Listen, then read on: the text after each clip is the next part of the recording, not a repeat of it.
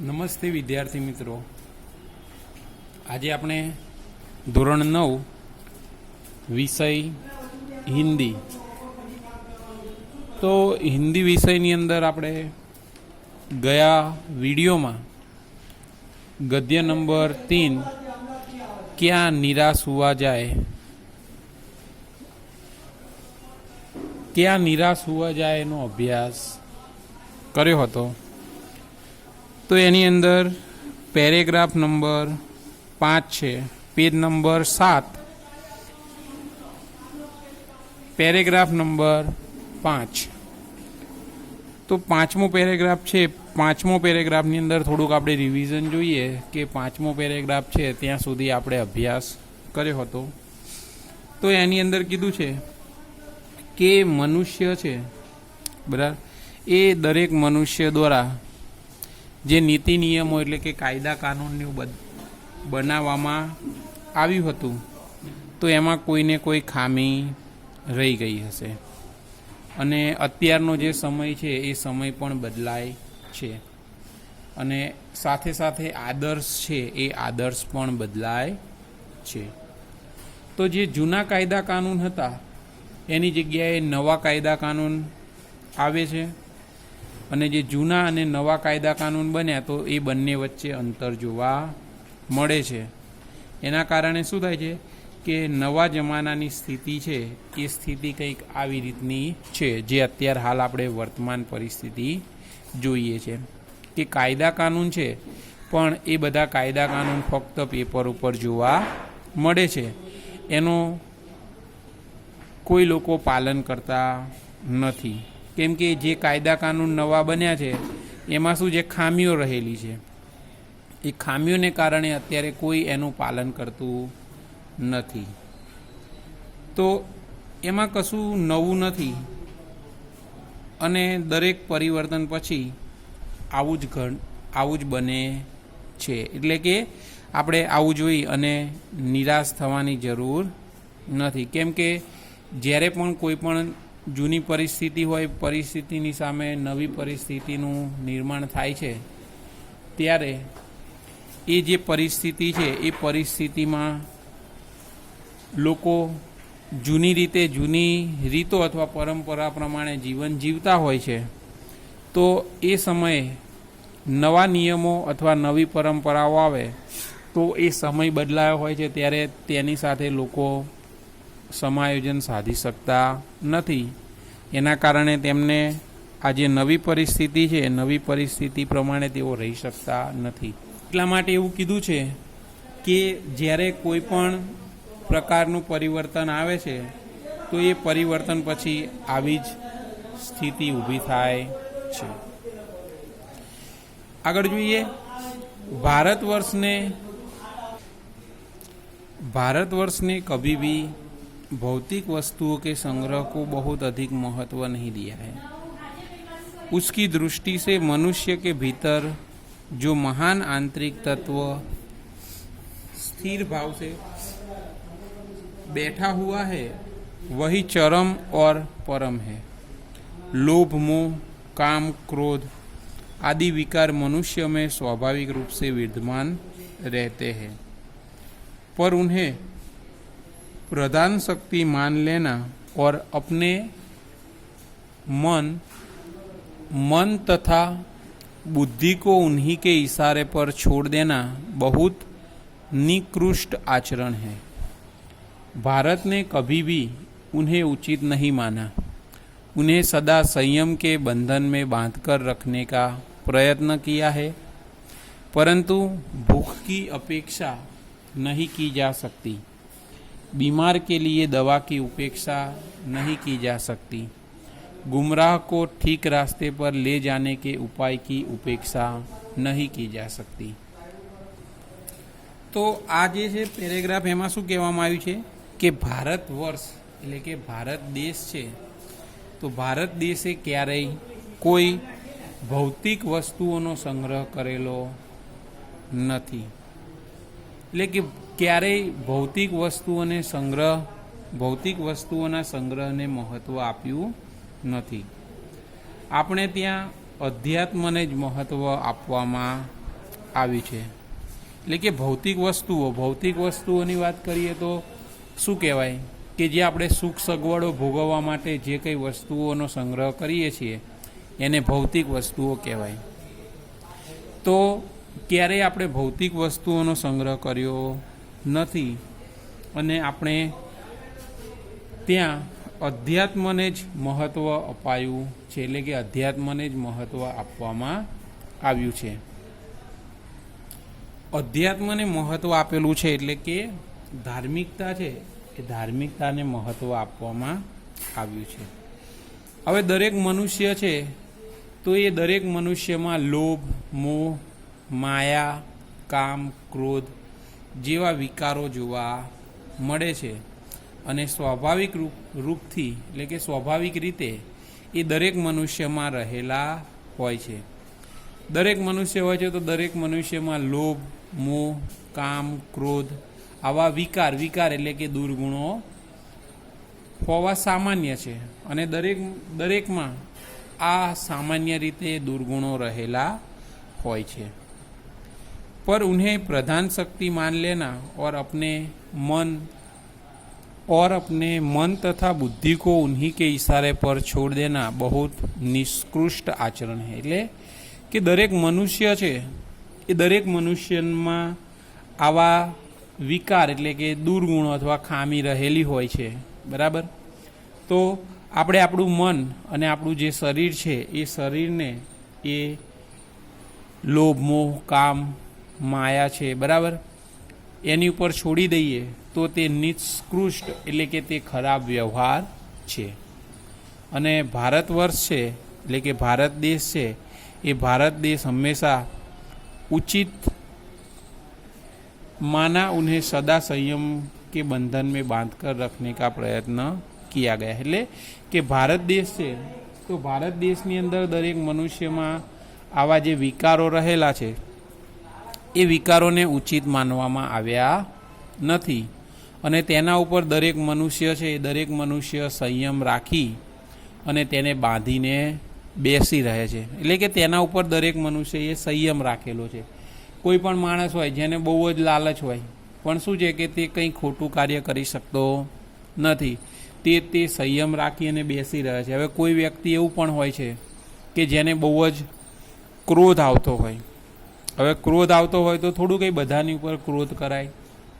તો એમ કે એ ક્રોધ આવે છે તો એ ક્રોધ છે એ ક્રોધ ઉપર તે સંયમ રાખીને બેસી રહે છે અને संयम के बंधन में बांध कर रखने का प्रयत्न किया. એટલે કે દરેક મનુષ્ય છે મનુષ્યમાં આવા જે વિકારો છે એ વિકારોને પોતાનો જે સંયમ છે એ સંયમના બંધનમાં રાખી અને બાંધી રાખવાનો પ્રયત્ન કર્યો છે.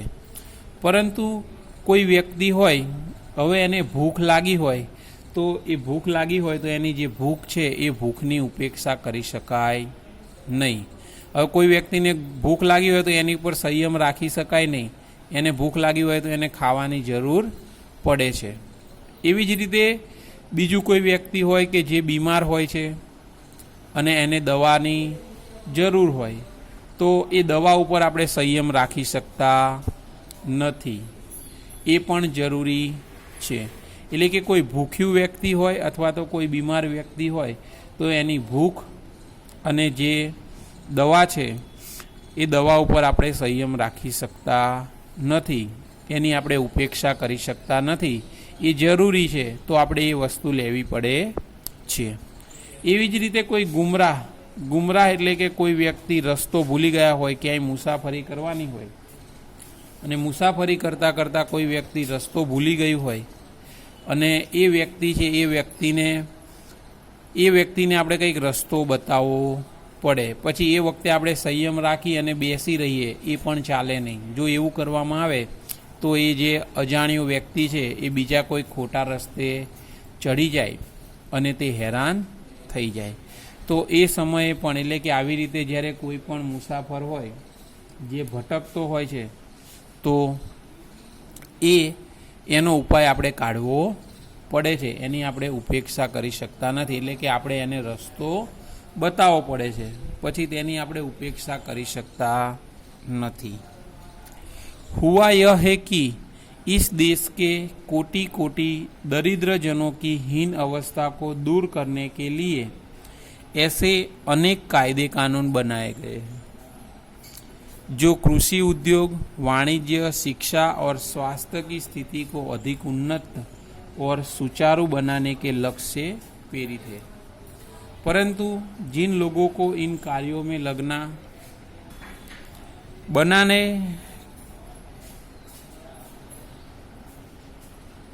बनाए गए हैं जो कृषि उद्योग, वाणिज्य, शिक्षा और स्वास्थ्य की स्थिति को अधिक उन्नत और सुचारू बनाने के लक्ष्य से प्रेरित है।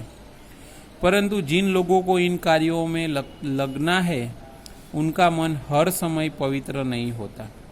प्रायः वे ही लक्ष्य को भूल जाते और अपनी ही सुख सुविधा की ओर ज़्यादा ध्यान देने लगते।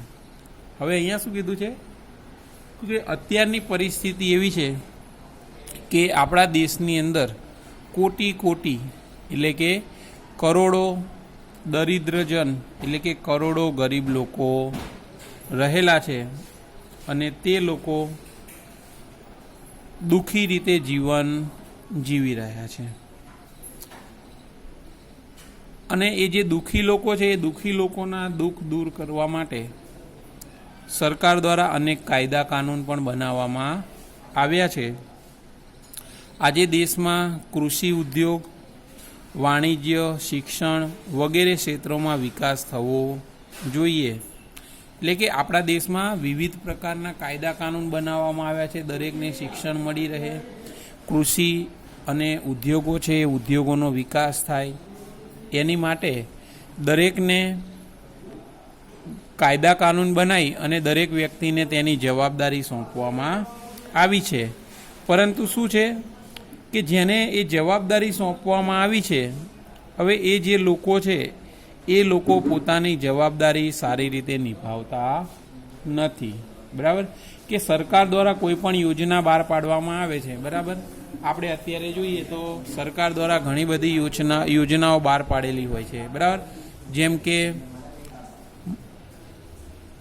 ઉજ્જવલા યોજના છે, સુકન્યા યોજના છે, બરાબર પછી તો બીજી ઘણી બધી યોજનાઓ છે। ધારો કે આપણે ઉજ્જવલા યોજના છે, હવે એની અંદર શું છે કે દરેક ઘરે ઘરે ગેસની બોટલ મળી રહે એની માટે સરકાર દ્વારા આ યોજના બહાર પાડવામાં આવી છે। પણ જે ઓથોરાઇઝ ડીલરો છે, બરાબર જે લોકો ગેસ કંપનીના ડીલર છે એ લોકોને આ જવાબદારી સોંપવામાં આવી છે, પણ એ લોકો શું છે કે પોતે સારી રીતે કાર્ય કરતા નથી। એમને જવાબદારી આપી છે પણ એ જવાબદારી તેઓ સારી રીતે નિભાવતા નથી। સરકાર દ્વારા જે તેમને જવાબદારી આપવામાં આવી છે એ જવાબદારી તેઓ ભૂલી ગયા છે અને દેશ હિતને ભૂલી અને તે લોકો પોતાની સુખ સુવિધાઓમાં લાગી ગયા છે। એટલે કે દેશના લોકોનું હિત વિચારવાની જગ્યાએ તે લોકો શું કરે છે, પોતાનું જ હિત વિચારે છે।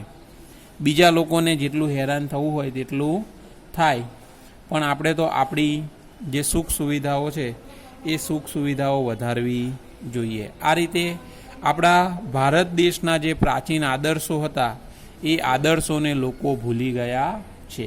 પહેલાંના સમયમાં શું હતું કે લોકો બીજાની મદદ કરવા માટે પોતાનું કાર્ય પણ છોડી દેતા હતા, પણ અત્યારે લોકો શું કરે છે કે પોતાના લાભ માટે બીજા લોકોને પણ હેરાન કરીને મૂકી દે છે।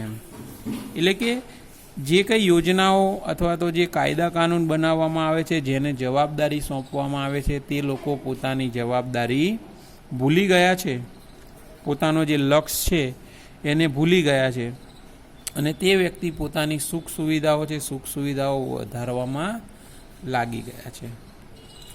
व्यक्तिचित सब समय आदर्शों द्वारा चालित नहीं होता। जितने बड़े पैमाने पर इन क्षेत्रों में मनुष्य की उन्नति के विधान बनाए गए उतनी ही मात्रा में लोभ,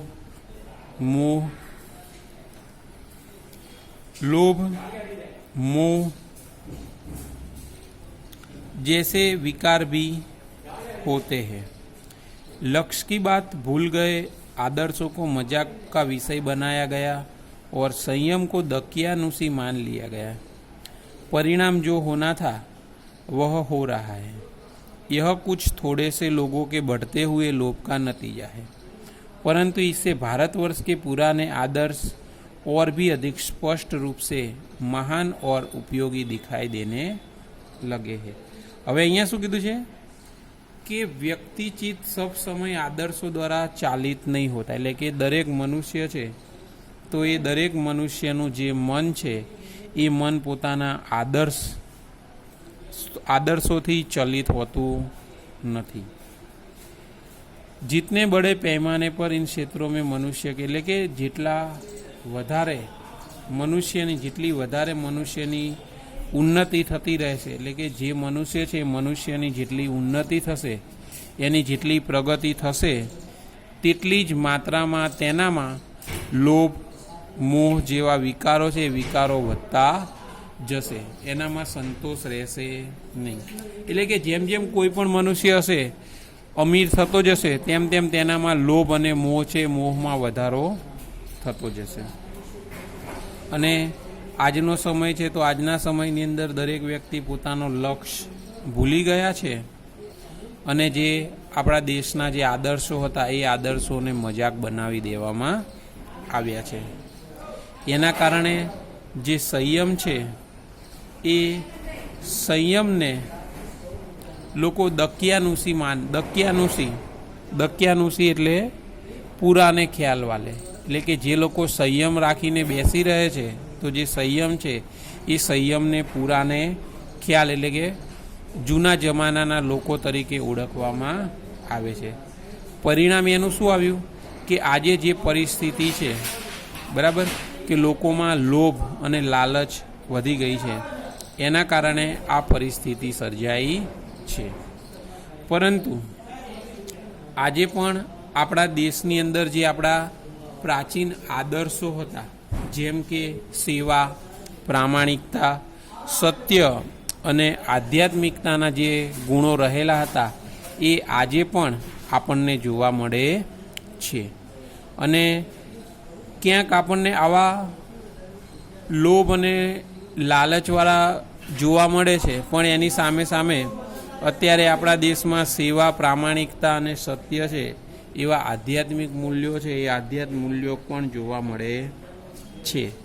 તો કે આપણા દેશમાં આપણે એવું માનીએ છીએ કે આપણા દેશના બધા જ આદર્શો છે આદર્શો નાશ થઈ ગયા છે, નષ્ટ થઈ ગયા છે, પણ એવું નથી। એ આદર્શો છે એ આદર્શો અત્યારે વધારે ઉપયોગી અને મહાન દેખાઈ રહ્યા છે। भारतवर्ष सदा कानून को धर्म के रूप में देखता आ रहा है। आज एकाएक कानून और धर्म में अंतर दिया गया है। धर्म को धोखा नहीं दिया जा सकता, कानून को दिया जा सकता है। यही कारण है कि आज धर्म भीरू है वे कानून की त्रुटियों से लाभ उठाने में संकोच नहीं करते। હવે શું કીધું છે કે આપણો જે ભારત દેશ છે એ ભારત દેશની અંદર હંમેશા ધર્મને મહત્ત્વ આપવામાં આવ્યું છે, એટલે કે ધર્મ કે રૂપ में देखा जाता। આપણા જે કાયદા કાનૂન છે એ કાયદા કાનૂનને ધર્મના રૂપમાં જોવામાં આવી રહ્યા છે। આજે એકાએક કાનૂન અને ધર્મ છે એ ધર્મમાં અંતર જોવા મળી રહ્યું છે। અને જે ધર્મ છે એ ધર્મ અત્યારે ધોખા એટલે કે ધોખા દિયા જા રહ્યા, એટલે કે અત્યારે જે ધર્મ છે એ ધર્મને લોકો દગો આપી રહ્યા છે। અને જે કાનૂન છે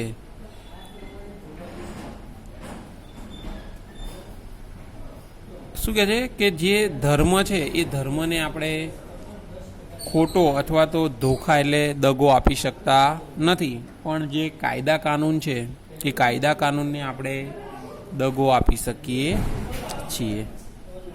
એટલે એનું જ કારણ છે કે આજના જે લોકો છે એ લોકો ધર્મભીરુ થઈ ગયા છે। અને ધર્મભીરુ એટલે કે ધર્મથી ડરી રહ્યા છે। અને જે કાયદા કાનૂન છે એ કાયદા કાનૂનની જે ખામીઓ છે એ ખામીઓનો લાભ ઉઠાવવામાં તેમને જરા પણ સંકોચ થતો નથી. એટલે કહેવાનો મતલબ શું છે કે આપણા લોકો છે એ લોકો ધર્મથી ડરી રહ્યા છે. તે લોકો ખોટું કાર્ય કરતા હોય તો પણ છેલ્લે એમને ડર લાગે છે કે આપણા હિન્દુ ધર્મની અંદર જો આપણે આવું કરશું તો આપણે સુખી થઈશું નહીં. એવું દરેક ધર્મમાં એવું છે કે દરેક પોતાના ધર્મ પ્રમાણે એનાથી ડરતા હોય છે. જેમ કે આપણો હિન્દુ ધર્મની વાત કરીએ તો હિન્દુ ધર્મમાં એવું કહેવામાં આવે છે કે ખોટું અથવા તો ખરાબ કાર્ય ના કરવા જોઈએ, ચોરી ના કરવી જોઈએ, બરાબર. આવી બધી આપણા ધર્મમાં વાતો કરવામાં આવેલી હોય છે.